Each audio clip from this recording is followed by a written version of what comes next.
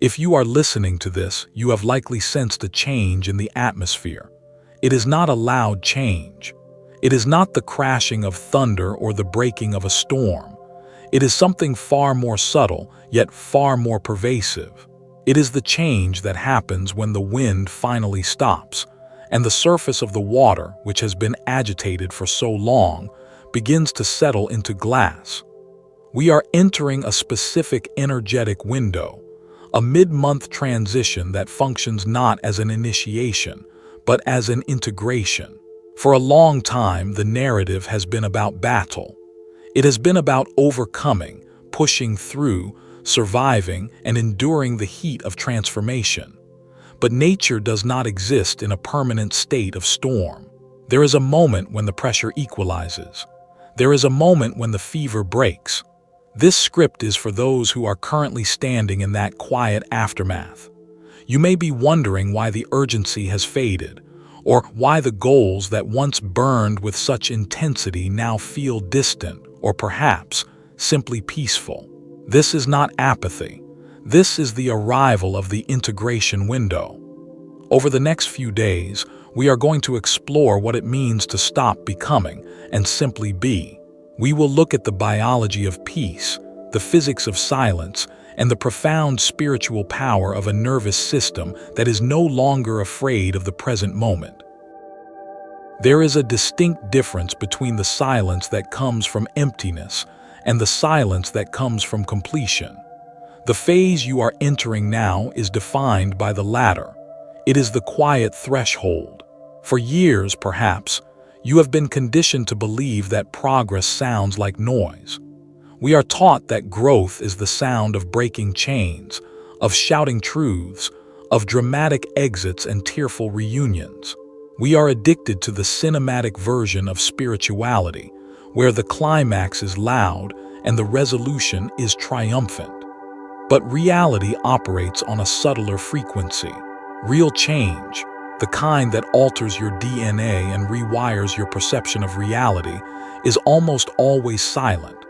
Consider the way a season turns. Winter does not become spring in a single, violent afternoon. The shift happens in the microscopic thawing of the ground. It happens in the way the light lingers on the horizon for 2 minutes longer than it did the day before. It is imperceptible to the hurried eye, yet it is unstoppable.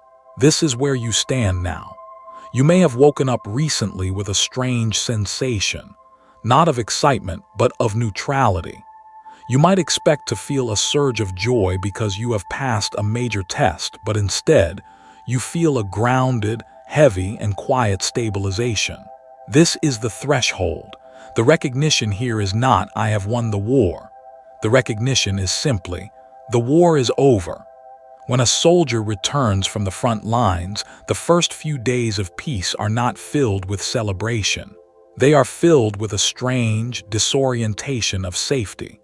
The body is still waiting for the alarm. The ears are still straining for the sound of approaching danger, but the danger does not come. The silence stretches out minute by minute, hour by hour, until the nervous system finally receives the message that it is safe to exhale. This window of time you are experiencing is that exhale. It is the universe's way of allowing the dust to settle. If you look around your life right now, you may notice that the external circumstances haven't shifted dramatically overnight. The room looks the same. The routine is the same. But the texture of your experience is different. The friction is gone. It is as if you have been pushing against a heavy door for years, straining every muscle, sweating and crying, convinced that your survival depended on opening it. And then, suddenly, you realize the door was never locked. You simply stop pushing. And in that cessation of effort, you realize the door opens inward. You didn't need to force your way through. You needed to step back to let it open. This is the quiet threshold. It is the realization that the struggle was not a requirement of your destiny, but a habit of your survival. And now, that habit is breaking.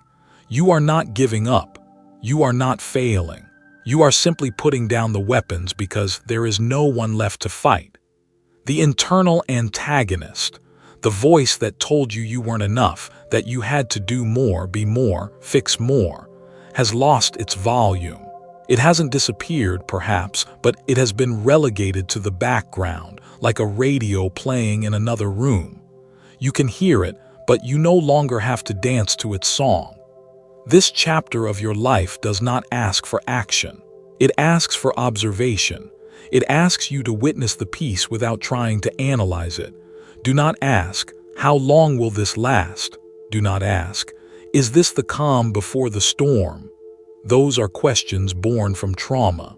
Those are questions from a mind that does not trust safety.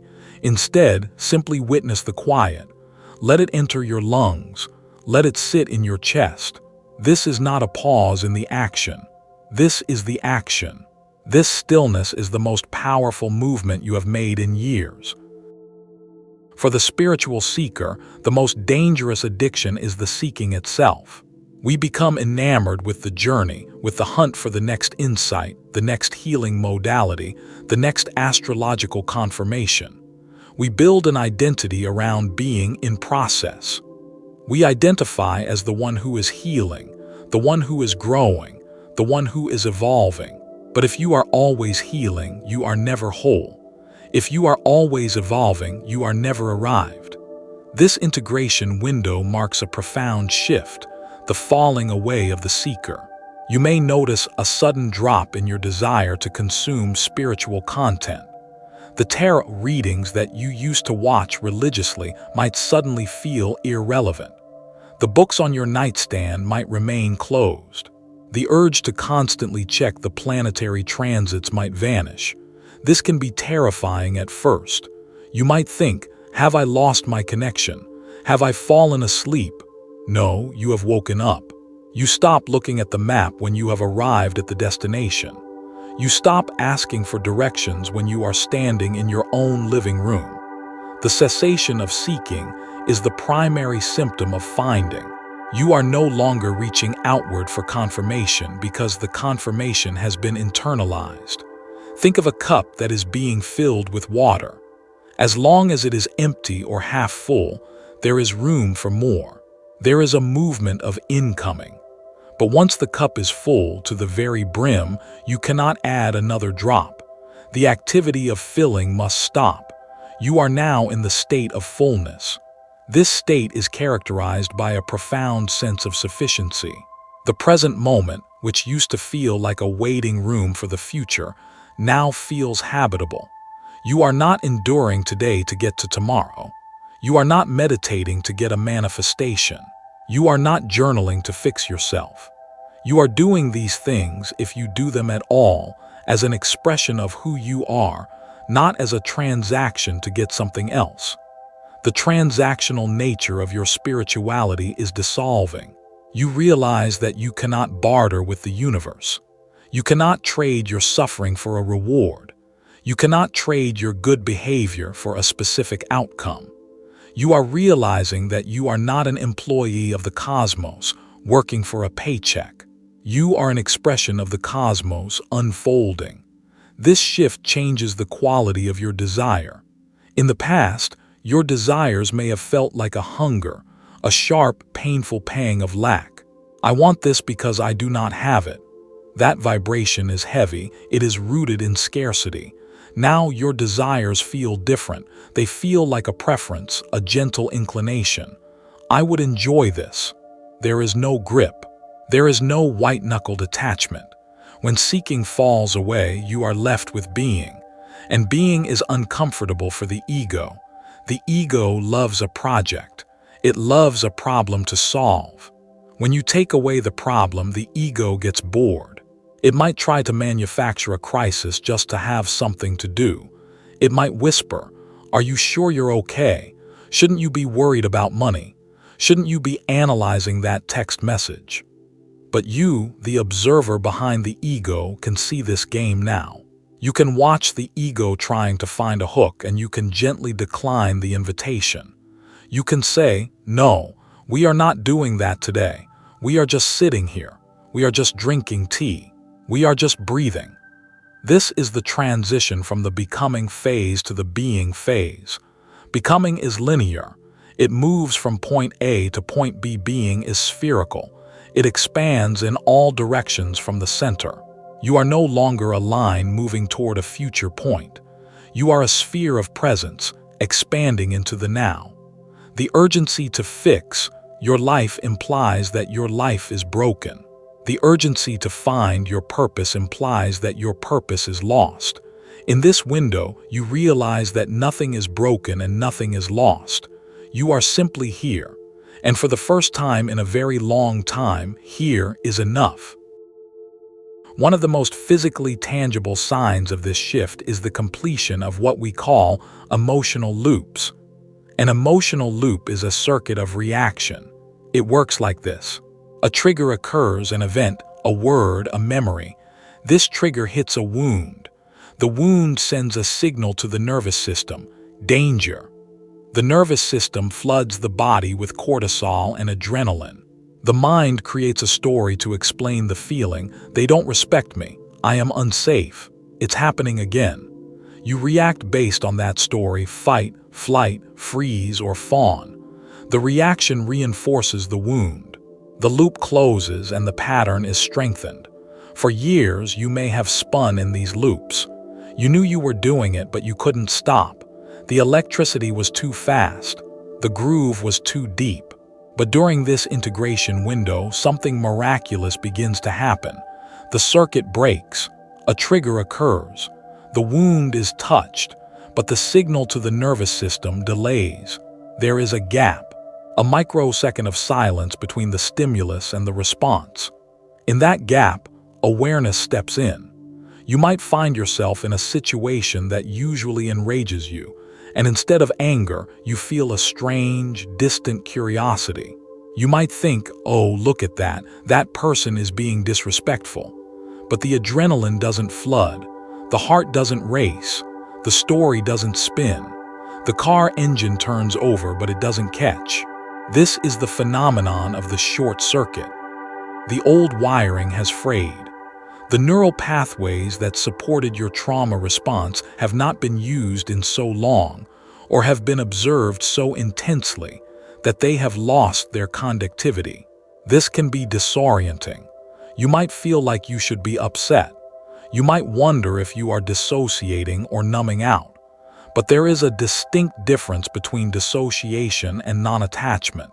Dissociation is checking out because the pain is too much. It feels cold, foggy, and absent. Non-attachment is staying present because the pain is no longer yours. It feels clear, light, and spacious. You are experiencing the latter. You are watching the movie of your life, but you have stepped out of the screen and into the audience. You can see the drama, but you are not the character getting hit. You are the witness. This completion of loops means that your karmic momentum is slowing down. Karma, in many ways, is simply the repetition of unlearned patterns. When you stop reacting, you stop the wheel. You stop creating new karma. You stop feeding the old story. You may notice that memories from the past drift into your mind, but they lack their emotional charge. You remember the betrayal, but you don't feel the sting. You remember the heartbreak, but you don't feel the ache. It is like looking at an old photograph in a dusty album. You recognize the people, you know the history, but you are no longer standing in that room. You have moved house. This neutralization of the past is critical. It frees up an immense amount of energy. Think of how much battery power your phone uses when it is constantly searching for a signal or running background apps. Your emotional loops were those background apps, draining your life force 24/7. Now that they are closing, that energy is returning to you.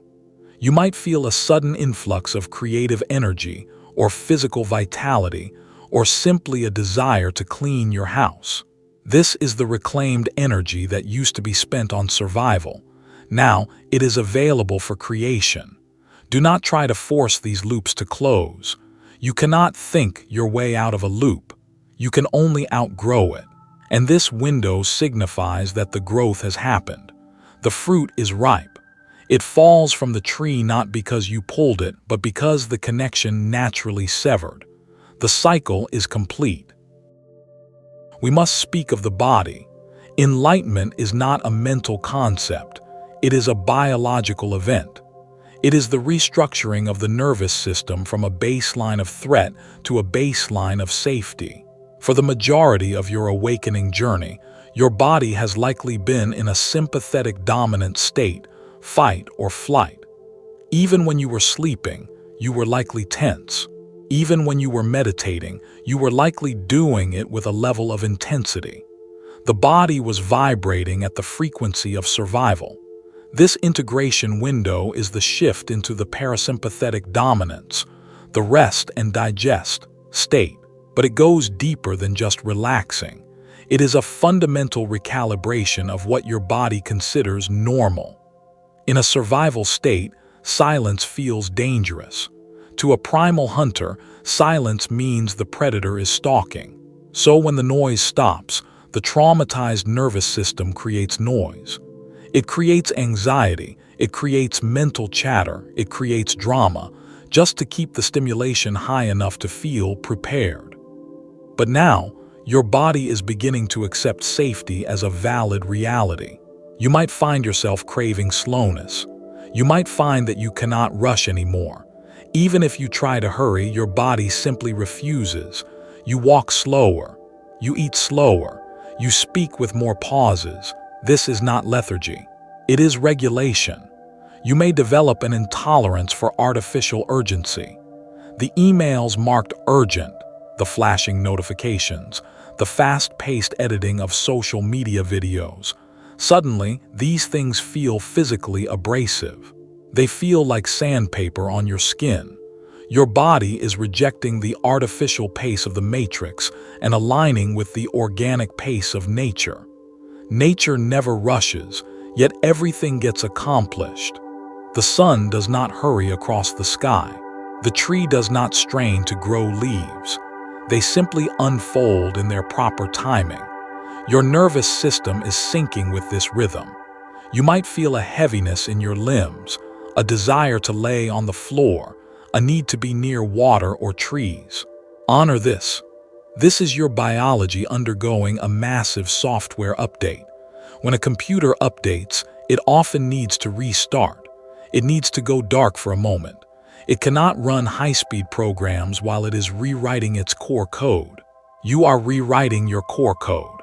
You are teaching your cells that they do not need to defend themselves against the present moment. In this state of regulation, your senses may become more acute. Because you are not filtering everything through the lens of threat assessment, you can actually perceive beauty. The way light hits the wall in the afternoon might bring you to tears. The taste of an apple might feel like a revelation. When the noise of survival quiets down, the symphony of existence becomes audible. This regulation is the foundation of true power. A regulated nervous system is the most powerful force in a room. When you walk into a chaotic environment, your stability acts as a tuning fork. Others will unconsciously entrain to your frequency. You do not need to shout to be heard. Your presence speaks. But to maintain this, you must protect your environment. This is why you may feel a strong urge for solitude during these days. It is not because you are antisocial.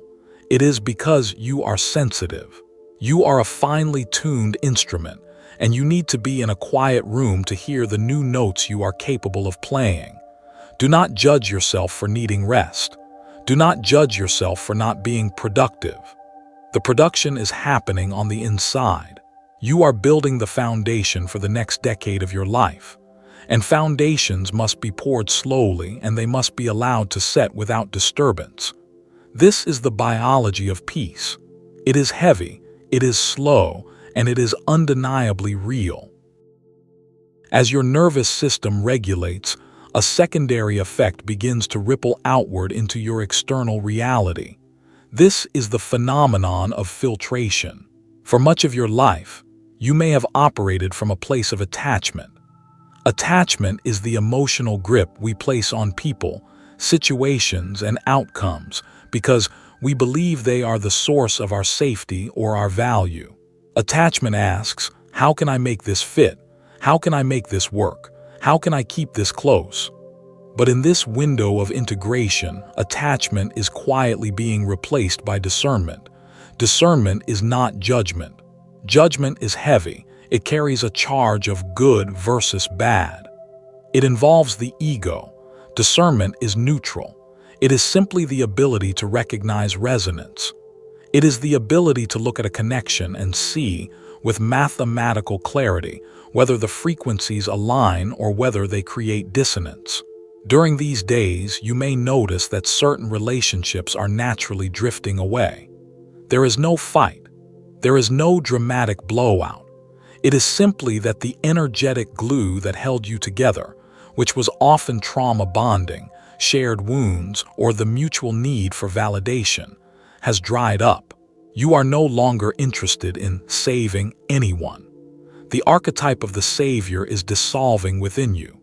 You realize that you cannot carry someone else's backpack up the mountain, and more importantly, you realize that attempting to do so is a violation of their own soul's journey.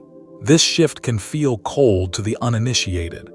To those who are used to you being the emotional caretaker, the therapist, or the shock absorber, your new stillness may look like indifference. They may ask, "Why have you changed? Why are you so distant?" But you know the truth. You are not distant. You are simply contained. You are no longer leaking your energy into spaces that cannot hold it. Consider the physics of a filter. A filter does not reject the particles that cannot pass through it. It simply maintains its structure. The particles that are too large or too dense to pass through the mesh are not judged. They simply do not enter. You are becoming that filter. Your standard for what is allowed into your inner sanctum has risen, not out of arrogance, but out of necessity. Your regulated nervous system requires a specific environment to maintain its peace. You can no longer afford the luxury of chaos. You may find yourself politely declining invitations that used to excite you. You may find yourself ending conversations the moment they begin to circle into gossip or complaint. You are not doing this to be better than anyone. You are doing it because your body physically recoils from the misalignment. This discernment extends to your own thoughts as well. You catch the self-doubt, the criticism, the fear-mongering of the mind, and you simply filter it out. This thought is not useful. This thought does not belong to the version of me that exists now. You are learning the power of the sacred no. A no that is not spoken with anger but with absolute finality. When you say no from a place of discernment, you are not closing a door. You are building a wall of protection around your destiny. This chapter is about trust. Trusting that what leaves is meant to leave. Trusting that what stays is meant to stay. You do not need to grip. You do not need to chase. Gravity and alignment are doing the work for you. The people who can meet you in this new frequency will be there. The ones who cannot will naturally fall away. And for the first time, you are okay with the empty seats at the table.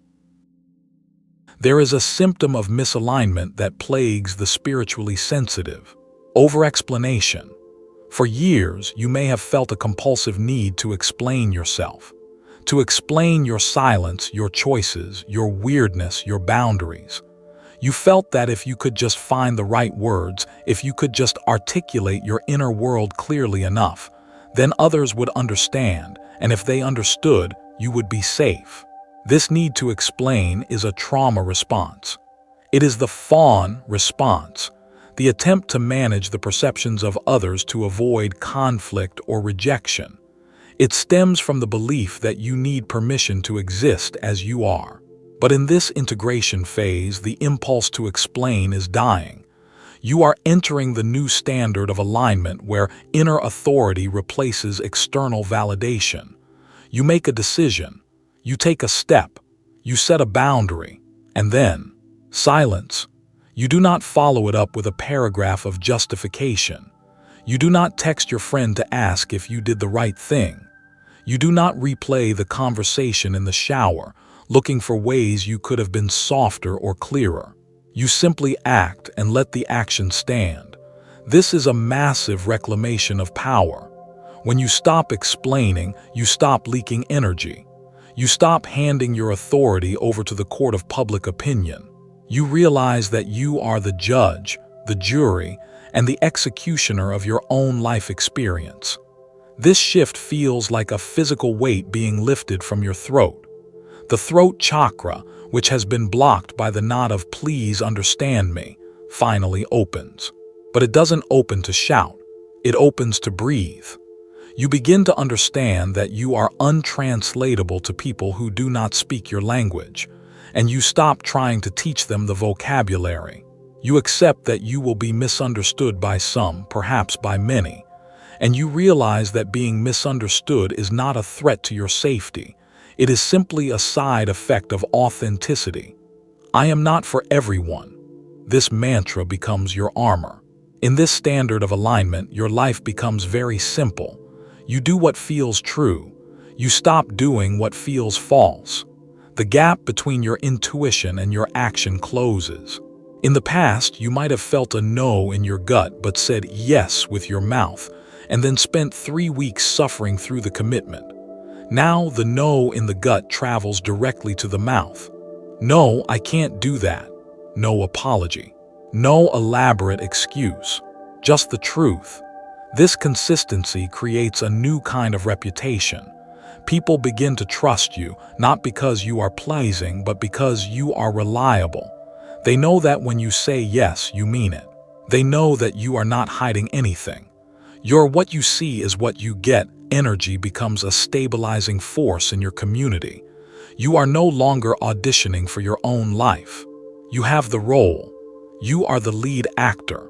And the lead actor does not look at the camera and ask if they are doing it right. They just play the scene. We arrive now at the final movement of this window, stabilization.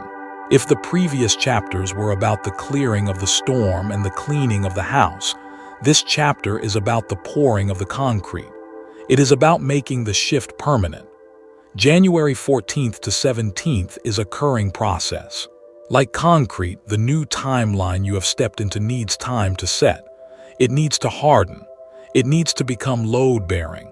This is why the stillness is so vital. If you disturb the concrete while it is wet, it will crack. If you try to build on top of it too soon, it will collapse.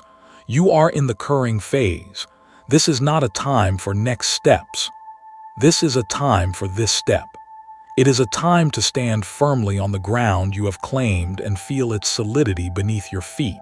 You may feel a sense of locking in. It feels like a click, like a key turning in a lock. The oscillation stops. The back and forth between the old you and the new you ceases. You are simply here. This stabilization is not exciting. It is not euphoric. It is deeply, profoundly boring in the most sacred way. It is the boredom of a mountain. The mountain is not excited to be a mountain. It just is. It is immovable. It is weathered. It is real. You are becoming real. The spiritual fluff, the fantasy, the escapism, it all burns away in the face of this stabilization. You are landing in your body, in your life, in this physical reality. You are realizing that your spirituality is not about leaving the earth. It is about inhabiting it fully.